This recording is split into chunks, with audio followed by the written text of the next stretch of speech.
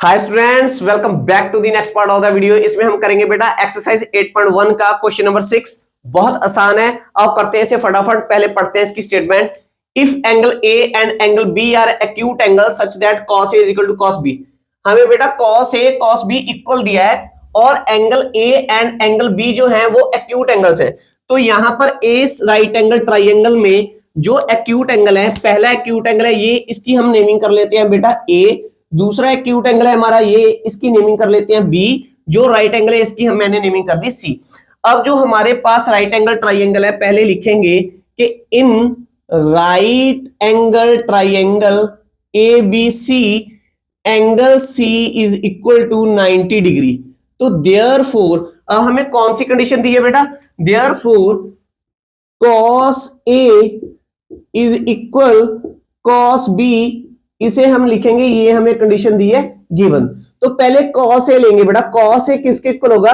cos A एक trigonometry ratio है, तो ट्रिग्नोमेट्री रेशियोज को लर्न करने के लिए हमने ट्रिक लर्न की है। पंडित बद्री प्रसाद हर हर बोले सोना चांदी तोले, ये ट्रिक लर्न की है। अब इसमें उसने क्या दिया है हमें? cos A। तो cos A किसके इक्वल होगा बेटा? बेस अपॉन हाइपोटेनस के। किसके इक्वल होगा? बेस अपॉन हाइपोटेनस के। पर इसमें हमने देखना क्या है कि हमने निकालना है cos ऑफ एंगल ए। हमने एंगल ए पे खड़े होना है। तो एंगल ए कहां पे है बेटा? एंगल ए यहां पे है। तो एंगल ए पे हम खड़े होंगे और यहां से खड़े होकर देखेंगे। तो जब आप एंगल ए पे खड़े होंगे तो हम ए को क्या लेंगे बेटा? थीटा। तो थीटा के बिल्कुल सामने, तो थीटा के बिल्कुल सामने the opposite side to the theta, वो क्या होगी? परपेंडिकुलर। तो अब हमारा परपेंडिकुलर है ये, और जो इस थीटा के साथ टच होगा वो होगा हमारा बेस। तो बेस हो गया ये, तो ये है बी, ये है पी, और जो 90 डिग्री के सामने होता है वो तो सेम रहता है हाइपोटेनस। तो अब हमने पहले ये निकाल लिया कि cos A की वैल्यू क्या होगी?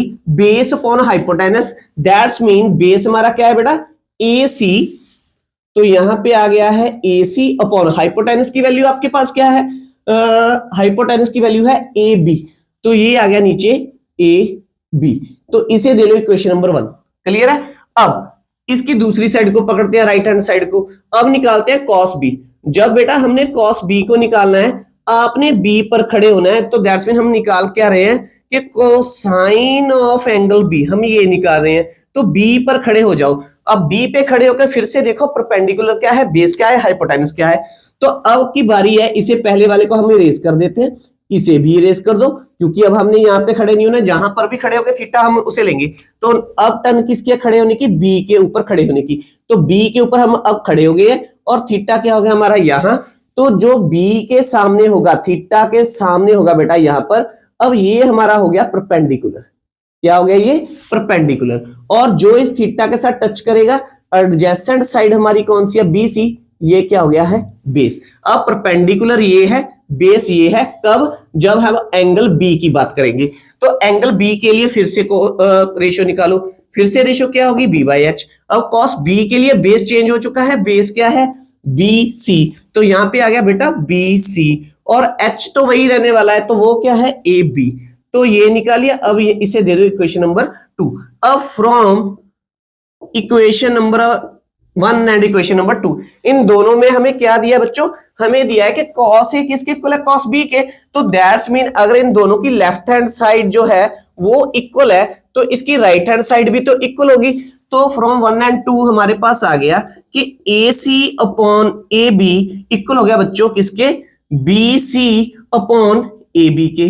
अब दोनों के डिनोमिनेटर में क्या है? AB। चाहे इसे ट्रांसवर्स करके कैंसिल कर दो, चाहे डायरेक्ट कैंसिल कर दो आप। AC into AB is equal to BC into AB। ABC AB हमने कैंसिल कर दिया और हमारे पास आ गया बच्चों AC is equal to BC। अब हमने क्या निकाला है? हमने दो साइड से निकाली है। AC साइड कौन सी है? ये वाली। हमने ये निकाल दिया कि AC साइड इक्वल है किसके बच्चों? BC साइड के। अगर हम हमारी एक ट्राइंगल में, तो बेटा हमने क्या निकाल दिया कि जो ये वाली साइड है ये किसके इक्वल है? इसके। अगर ये दोनों साइड इक्वल होंगी तो इसके जो ऑपोजिट एंगल होगा ये, इसके जो सामने एंगल होगा ये भी एंगल क्या होंगे? इक्वल होंगे। ये हमने प्रॉपर्टी पढ़ी है, तो यहां पे प्रॉपर्टी लिख देंगे कि if sides, if two sides are equal of a triangle, then their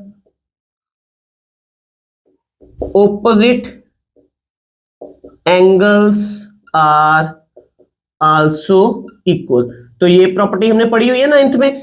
तो अब AC के बिल्कुल सामने कौन सा एंगल है? AC कहां पर है? ये रहा। अब AC साइड के बिल्कुल सामने एंगल कौन सा था? B। तो यहां पर आ गया B, और जो साइड BC है, BC साइड हमारी ये है, BC साइड के बिल्कुल सामने एंगल कौन सा था? Angle A। तो यहां पर आ गया बेटा एंगल A। तो यही हमने प्रूव करना था कि एंगल A और एंगल B दोनों के दोनों क्या है? इक्वल है। तो यहां पर हम लिखेंगे hence proved angle A is equal to angle B। तो ये था बेटा क्वेश्चन नंबर 6। तो बहुत आसान है।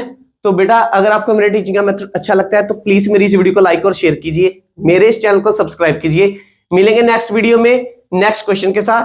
तब तक के लिए thanks for watching, take care, bye bye.